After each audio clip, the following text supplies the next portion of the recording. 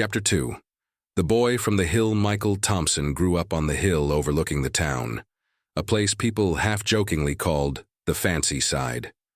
From up there, the houses were larger, the cars shinier, and the lawns greener. Yet for Michael, all that luxury often felt like a golden cage. His father, Richard Thompson, was a proud man, owner of the local car dealership and president of the Rotary Club. He believed in reputation, discipline, and success above all else. "A Thompson doesn't mingle too much," his father would often say. "Remember, son, image is everything." Michael had heard those words since he was a boy. He went to private school, wore polished shoes even on Sundays, and learned early how to shake hands the right way. But behind that polite smile and perfect posture was a young man quietly longing for something real, something simple. He had always been different from his older brother, William, who was ambitious and already helping their father at the dealership.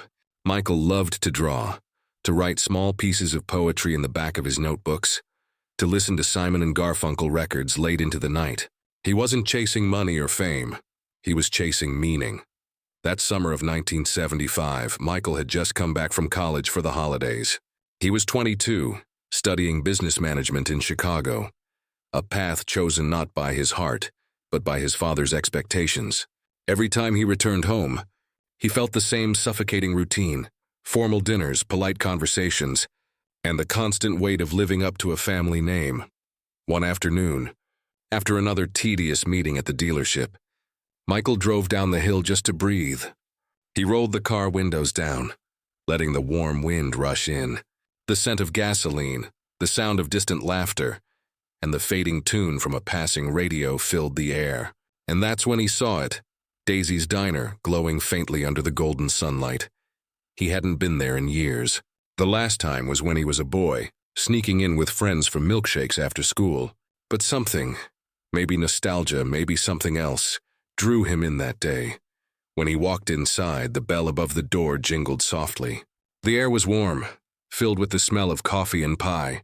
The jukebox played Your Song by Elton John, and for a brief moment, Michael forgot the weight on his shoulders. And then he saw her. She stood behind the counter, tying her brown hair into a loose ponytail. Her white apron was dusted with flour, and a small smudge of cream lingered near her cheek. She wasn't like the girls he met at college. No fancy makeup, no practiced smiles. There was something honest about her, a kind of quiet beauty that caught his breath.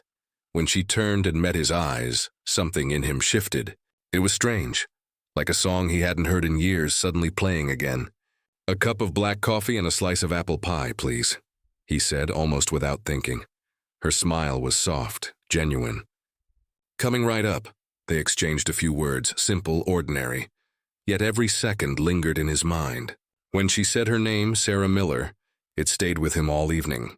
There was music in it, the kind of name that sounded like it belonged in a love song. That night, as Michael sat by his window overlooking the town, he found himself replaying their short conversation in his head.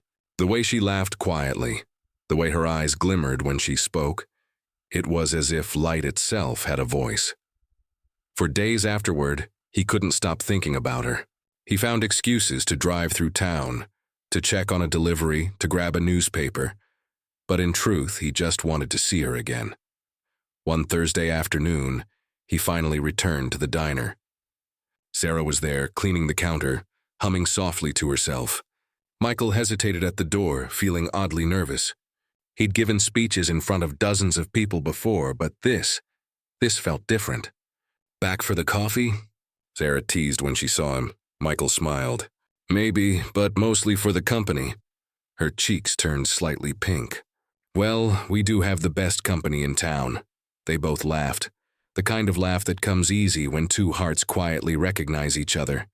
As they talked, Michael learned little things about her: how she loved old records, how she dreamed of traveling, how she'd never seen the ocean.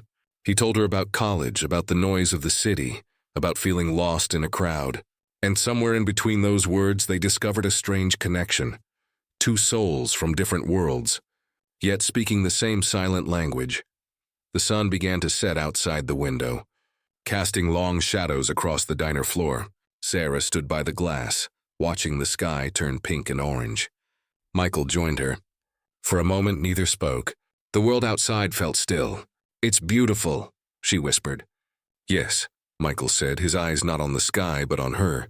"It really is." That evening, as he drove home, Michael felt something he hadn't felt in years. Lightness. The house on the hill was quiet when he returned.